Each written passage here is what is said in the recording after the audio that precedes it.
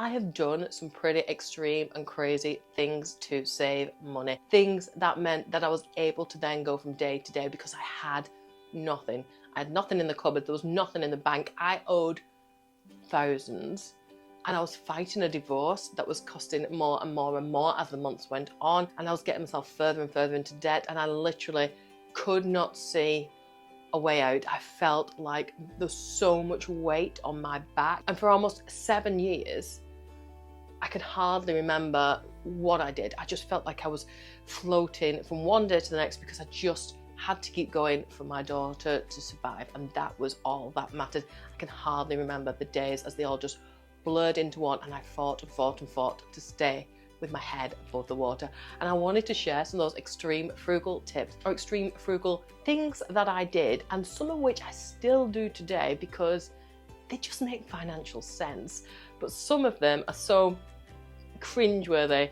I wanted to share them anyway because if, like me, you are a desperate, like I'm talking, that's what I was desperate. But these are some of the craziest, most extreme things. I'm not saying they're all legal. I'm not saying that they were illegal or moral even. But there were things that I really needed to do to stay alive and to keep my family alive and to keep a roof over my head at the time. We're gonna go in nice and soft. And some of these you might think, well, I do that and I do that and I do that. But I would sometimes take these to the extreme. So we would go out for a day, and obviously I would always encourage you to do this anyway. It's something I still do, is to take a packed lunch. Take your own sandwiches, take your food, take your fruit, take your waters, take your juices, whatever it is that you want to consume. Always make sure you've got them. On the back of this, I will always keep a banana in my glove box. Now, it never lasts very long in the glove box because I've got a 4-year-old who is always hungry, but that is exactly why there's always a banana in my glove box. Because if you have to stop off every time your child is hungry or they need a snack, not only they're going to want that most expensive snack, it's not going to be satisfying, it's not going to be fulfilling. 9 times out of 10, if you've got that emergency banana in your glove box, you're going to save yourself a small fortune in the process, and it will always get eaten. And I always know it's in there, so don't ever think it's going to go bad. Once you get into the habit of the banana in the glove box, then you're onto a winner and you'll be great. But then other things that I have done is where I've taken my own food into places where you probably ought not to take it. So into like restaurants, usually informal places. So into wacky warehouses or into McDonald's or things like that, where I knew that I wanted to be part of an occasion and was meeting up with friends and I wanted my child to experience it. But I knew I couldn't afford to eat, I couldn't pay for both, or I couldn't even pay for one sometimes. And this was before, you know, I'm always into the coupons, I'm always finding the money off if I can get them. But when you couldn't get them, I would still take something with me, and I'd either eat really discreetly there or eat it just before we went in. So I'll just play a I'm not hungry card.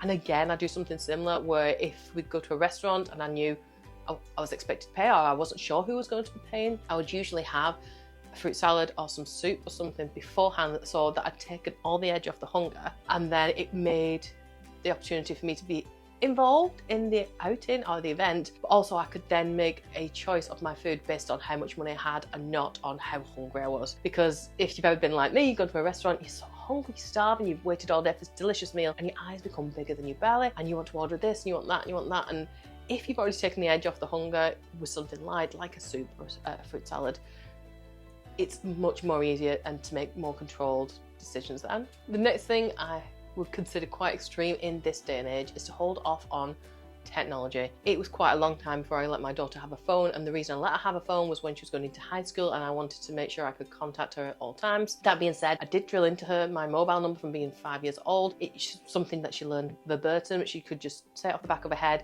If she can count to 10, she can say my mobile number is my theory, and she could, and she can still do it now. My mobile number never changed because going through a divorce, I was quite often away from my child, and I wanted to know that she could reach out to me, and we'd have practices and things like that. So although she didn't have a phone herself, if she needed to get hold of someone or she ended up under care of something, then she could always say, this is my mum's number, and we'd get to her that way. And similar with my little boy now. He is 4, nearly 5. He does not have an iPad. He doesn't have access to an iPad. I don't give him one.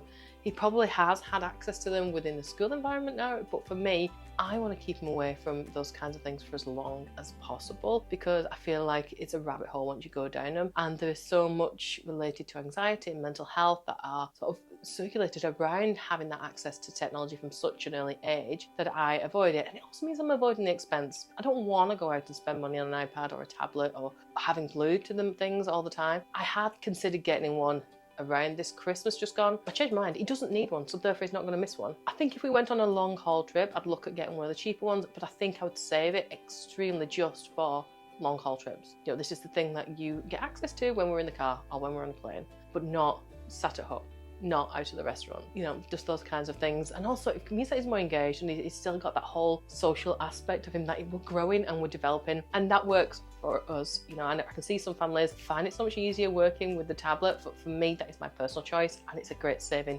along the way as well. The next tip is to pad out your pantry with freebies. Now there's a couple of ways in which I'll do this.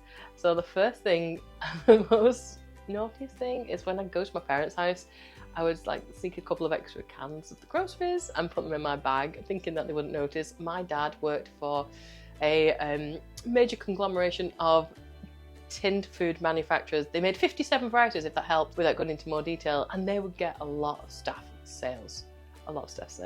And this piggybacks onto one of my other points shortly. But the cupboard was always full, and they were great at things. So, you know, it was quite easy to do that. And do I still do it now? No, I don't. Mostly because I started noticing, and because my brother does it, and I don't feel like we can both come at both angles. But yeah, it's not something I have done more recently. It's something I had done in the past.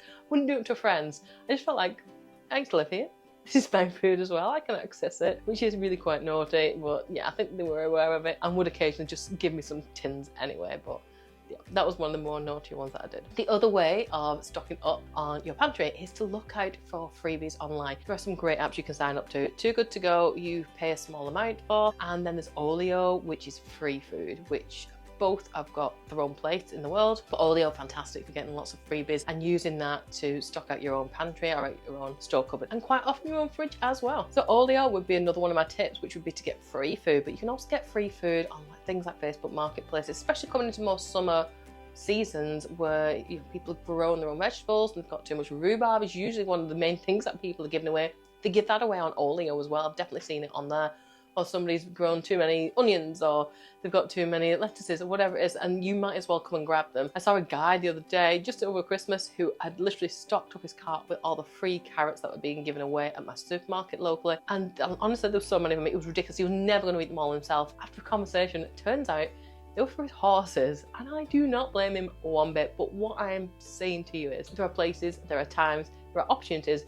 You need to look out for them. It might not be your favourite thing that you would want to choose to eat time and time again, but if it's a little bit of help, it's a help, and sometimes that's all we need. So I briefly touched on the fact that my dad used to work for the big 57 conglomeration. We lived off tin food. We literally lived off tin food. And going back years ago when he worked there full time and I was quite a lot younger and there was a lot less stricter rules, we used to call it the tin lottery. So he'd bring home tins that had no labels on them, but they had no stamps on them either. And it would be, right, what are we having for tea? Well, who's going to pick the tin? And it was surprise tea. We call it the surprise tea. And either myself or my brother would go ahead, open, and we'd find out what it was once we'd open. It could be ravioli. It might have been soup. You got used to the weight of them and like kind of a little bit of if you really look, it was spaghetti. Tin spaghetti was my favourite. And then occasionally we'd have a steamed pudding, but we wouldn't know what it was until it was opened. And that would be amazing as well. But then on the back of that would be the expiration date. So because I am familiar with that kind of world and I know how production works, I will regularly and consistently eat things that have gone well past their sell-by date and their use-by date. Those stamps on tins are not there to be exact. It must be a really good guide, but for me, that stuff can make its way into space. I can eat that all day long. It's great. And it doesn't bother me. I've never killed anyone off yet. Never made anyone ill yet. I think a lot of it, if you open something that really didn't look right, then I'd have second thoughts. But I've never had any issues with things like that. Or things that, you put in the freezer. I will always go whoopsie shopping. I had a great whoopsie shop at Marks and Spencer's on Christmas Eve. Do not take this as a tip, because you are not going to go and steal my new hack. Christmas Eve shopping at Marks and Spencer around 2-3 p.m. because they close for 2 whole days, which means you're not just getting one really good whoopsie, you're getting 2 really good whoopsies. My freezer is currently stocked to the hills with reduced items, and they're all amazing, really good, incredible, delicious ingredients at fraction of the price. If I could have bought more, I would. I'm very tempted to buy a new freezer for this very purpose next year. Other thing that I have done in the past is when you go to restaurants and things where they have, you know, refillable drinks and you help yourself to tea bags and coffee and sugar and milks. I would literally help myself to tea bags, coffee, milks, sugars, the sachets for ketchup, to mayonnaise, to mustard, whatever else of those things, because otherwise I wouldn't have had them. I wouldn't have afforded them. I don't do that now, but in my extreme days of literally scavenging for food, that is what I would do, just so I could have a cup of tea or I could have some sugar in the house, because I couldn't afford it. I've even gone to the extreme of where people have left their butter pats, sealed butter pats, on tables and clearly left. I've taken those with me because they don't want them, so I will have those, thanks. I feel very fortunate that I no longer have to live that kind of lifestyle or actively pursue that kind of lifestyle, which I once did. But those are things that I did do. The next frugal living tip is cashback. Now, you'll have heard me talk about top cashback before many times, but if you just look at this, look at how much money I have made. This is in cash in my bank at a basic starting point of nearly £2,500. You can obviously see some money pending there because that hasn't been claimed yet. Sometimes it takes a little bit longer than you might like, or sometimes you have to complete an activity before it does. So if I've ordered something or I'm going on a holiday, I'm staying in a hotel, that money won't then become mine until I've completed that stay or that experience. And I also book a lot of things for my parents who happen for me to do so because they find it easier for them, and I then get to keep their reward as well. I also have a referral link, which means that whenever you guys click on the link, I get a little bit of a kickback off that, and you also get a little bit of a kickback, and of course I will be leaving that in the comments below. But basically, whenever you are shopping online, you should be using top cashback. It's exactly the same money that you would be paying, except for they pay you. There's even some instances, so if you book to stay at Miller & Carter or some other restaurants and places like that, if you make a reservation online through top cashback, all you're doing is reserving your table, they'll pay you. If you know you're going on a holiday, go to the website via top cashback, you'll get money back. You're going to go and pay and stay and be there anyway. And also, if there's voucher codes, they will sometimes give you those as well to help you out a little bit more.